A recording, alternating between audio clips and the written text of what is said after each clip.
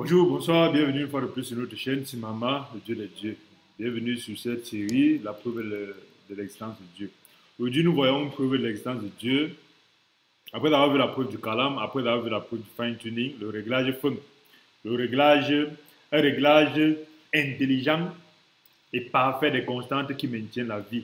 Et ce réglage-là est fait par une intelligence qui, si elle avait raté une seule valeur après la virgule, la vie n'aurait pas eu lieu. Et dans ce cas, nous voyons une autre preuve, la preuve par la conscience. La preuve par la conscience, en réalité, indique en fait que la conscience est l'aptitude à se percevoir comme un sujet existant. Ça veut dire quoi? Ça veut dire la conscience, c'est la capacité, parce que nous avons défini la vie précédemment comme la capacité pour un ensemble d'éléments d'interagir pour extraire de l'énergie de leur environnement et pour se reproduire. Donc, la vie permet en fait de vivre dans l'espace et le temps. D'exister. La vie permet d'exister dans l'espace et le temps. Or, pour percevoir qu'on existe dans l'espace et le temps, il faut la conscience. Et la conscience, justement, lorsqu'on parle d'un humain, c'est la capacité de se percevoir comme un sujet existant. C'est d'abord la capacité de se voir lui-même comme je suis un sujet existant. En réalité, on n'a pas besoin, si on n'a pas été créé par une intelligence supérieure, de se voir comme un sujet existant. Quelle est l'utilité? Parce qu'en réalité, si on vient de rien, et si nous sommes juste un ensemble de réactions chimiques, un ensemble de choses qui se passent sans tête ni queue, sans devant, sans derrière, à quoi ça sert que ces choses-là se regardent et se perçoivent comme un sujet existant dans un environnement? À quoi ça sert à ce téléphone-ci, au lieu d'exister tout simplement et faire ce pourquoi il est censé exister? À quoi ça sert que ce téléphone-ci se rende compte par lui-même qu'il existe et se rende compte par lui-même qu'il a une identité propre, qui lui est propre? À quoi ça sert? Ça ne sert à rien.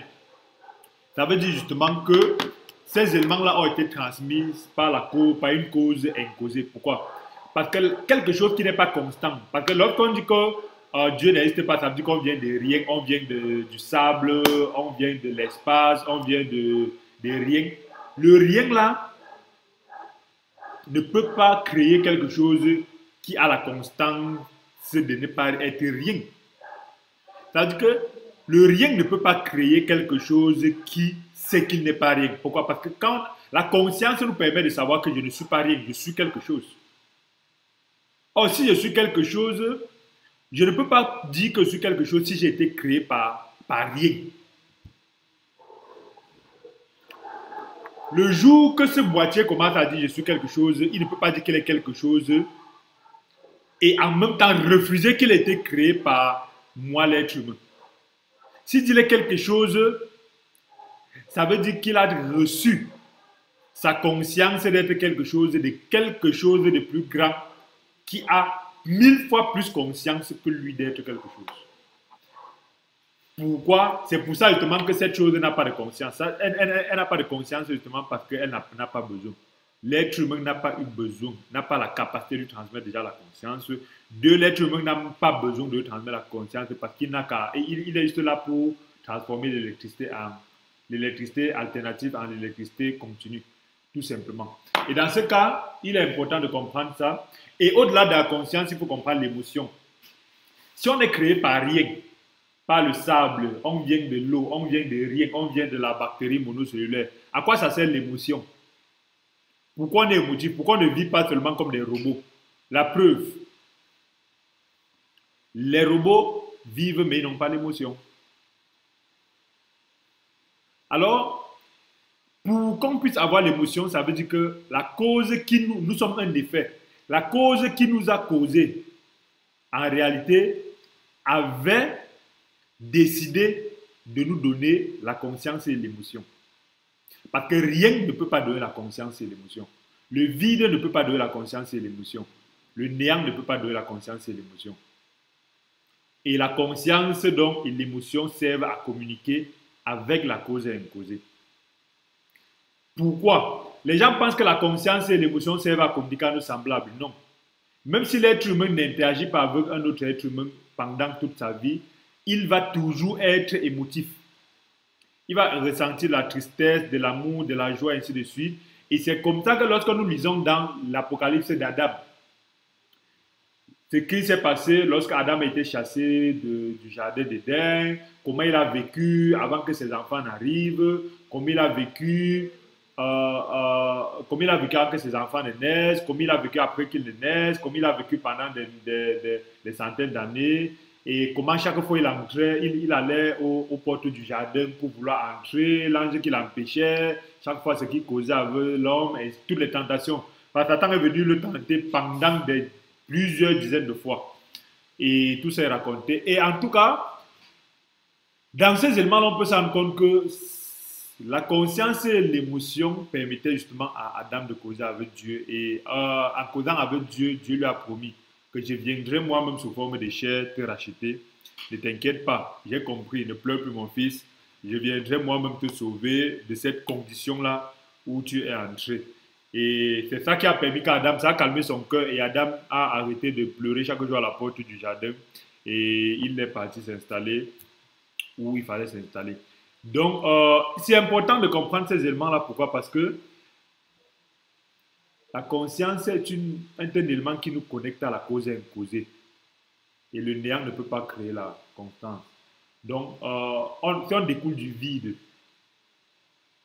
le monde matériel ne peut pas créer la constance et l'émotion. C'est le monde spirituel qui crée la conscience et l'émotion. Pourquoi? Parce que le matérialisme, si on dit qu'on vient de rien, on vient de l'eau, on vient de la bactérie, ça veut dire qu'on vient du matérialisme, des choses qu'on touche. Or, les choses qu'on touche n'ont pas besoin de conscience. La conscience est une interaction d'esprit à esprit. L'émotion est une interaction d'esprit à esprit. On ne peut pas toucher l'émotion. On ne peut pas mettre l'émotion quelque part. On exprime plutôt l'émotion à travers la partie matérielle de l'être humain. Et cette partie matérielle dont on n'avait pas besoin de se casser la tête avec une partie immatérielle qui ne lui sert à rien. Si elle n'avait pas été donnée par la cause imposée. Ça ne sert à rien d'aimer. Aimer n'est pas nécessaire pour vivre. Si on vient de rien, si on vient du néant. Ça veut dire quoi? Le papayer, pour produire des petits papayers, n'a pas besoin de tomber amoureux, d'aimer, de détester, de divorcer. Il n'a pas besoin de ça. Le chien, pour faire des petits chiots, n'a pas besoin d'aimer. Mais combien de fois? Ça veut dire que pour se reproduire et pour vivre, on n'a pas besoin de l'émotion, on n'a pas besoin de la conscience, on n'a pas besoin d'être triste, d'aimer, ainsi de suite. Ce n'est que parce qu'il y a une cause imposée qui est supérieure à nous, qui nous a transmis ces choses-là, qui sont des nécessités non matérialistes. Donc ce sont des options qu'on pouvait s'en passer, mais qui sont fondamentales pour nous connecter justement à la cause imposée. C'est pour dire que contrairement aux planètes, contrairement à certains végétaux, contrairement à certains minéraux, nous avons une fibre optique qui nous connecte à la cause imposée.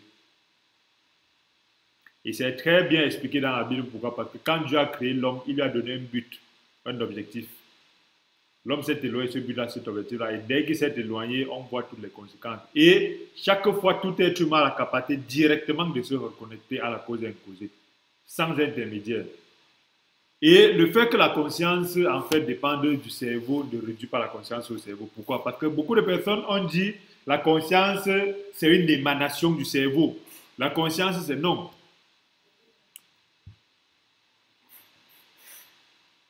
Le fait que la conscience se réduit au cerveau, parce qu'en réalité, qu'est-ce qui se passe? Le fait que le maçon utilise la truelle ne veut pas dire que le fait que le maçon utilise la truelle ne veut pas dire que sans la truelle, le maçon ne peut pas exister. Ça veut dire, si on prend le cerveau comme le cerveau comme la truelle, et la conscience comme le maçon. Le fait que la conscience utilise le cerveau ne veut pas dire que sans le cerveau, la conscience ne peut pas exister. Le cerveau n'est que l'outil de manifestation de la conscience. La conscience est plus grande. C'est pour ça que vous allez voir qu'à un moment donné, même sans certains cerveaux directs, il y a souvent une famille, il y a une conscience qui est familiale. Vous voyez que ça ne juste plus un cerveau. Il y a souvent dans un couple ou dans une famille, l'homme et ses femmes ou sa femme, il y a une conscience qui est établie au point où l'un pense, l'autre réagit. L'un dit, l'autre finit. L'un même sans parler, l'autre fait. Ça, c'est un type de conscience de soi, de l'existence et d'interaction communicationnelle qui existe sans que ce soit appuyé sur un cerveau. Donc en réalité, l'homme est intelligent et conscient. Et le monde matérialiste n'avait pas besoin que l'homme soit intelligent et conscient pour exister. Ça veut dire que forcément, la cause imposée a inculqué la conscience et l'intelligence à l'être humain. Pourquoi? Parce qu'une cause matérielle non consciente ne peut pas créer une cause consciente. Quelque chose d'inconscient ne peut pas créer quelque chose de conscient. Un ordinateur ne peut pas créer un appareil qui est plus conscient que lui. C'est pourquoi l'être humain conscient arrive à créer des robots qui n'arrivent même pas à être conscients. Vous voyez qu'en réalité, c'est ça. Dans la création, actuellement, il y a la création des choses moins que nous, soit la reproduction. Au niveau humain, alors au niveau des causes, nous sommes des causes. Mettons de côté la cause imposée, qui est Dieu. Au niveau des causes que nous sommes, nous pouvons juste pour créer des autres choses, nous pouvons soit seulement nous reproduire, soit créer des choses qui sont moins que nous. Exactement comme la cause imposée a créé des choses qui étaient moins qu'elle. Donc c'est très important de comprendre cela.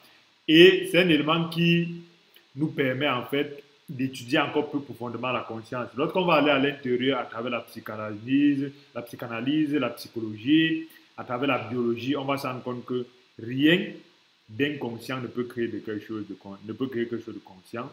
Deuxième chose, si on venait de rien, on n'avait pas besoin d'être conscient pour continuer à fonctionner. On n'a pas besoin des émotions pour continuer à fonctionner. On n'a pas besoin de l'amour pour continuer à fonctionner. On n'a pas besoin de ainsi de suite, ainsi de suite. Or, même la tristesse et la détestation, c'est l'absence de l'amour. Quand on parle de l'amour, ça englobe tous les autres sentiments. Parce que la haine, c'est en fait c'est soit l'absence de l'amour, c'est soit l'amour mal rémunéré. On est quelqu'un parce qu'on a aimé la personne n'a pas donné un retour. Donc c'est toujours de l'amour. Donc ce sont des variations de l'amour. Donc voilà un peu un élément qui nous permet de montrer encore que Dieu en réalité c'est une preuve. Et lorsqu'on part dans des livres, c'est encore plus profond et plus clair que cela, mais nous faisons l'effort de rester compréhensible par tous. Et merci d'avoir suivi cette partie sur la preuve par la conscience. La conscience est quelque chose qui pouvait ne pas exister. Et si elle existe, elle ne peut pas venir de rien. Elle ne peut pas venir du hasard, elle ne peut pas venir de l'évolution. Elle vient d'une cause imposée. Parce que pour évoluer, aller d'une étape à une autre, on a besoin de se reproduire. Et pour le faire, on n'a pas besoin de ressentir qu'on est ce qu'on est. Merci d'avoir écouté, merci de vous abonner, ça nous ferait plaisir. Merci de partager la vidéo et merci pour les échanges, pour ceux qui interagissent. Et à bientôt pour la suite, qui serait la preuve en fait par l'apparition de la vie.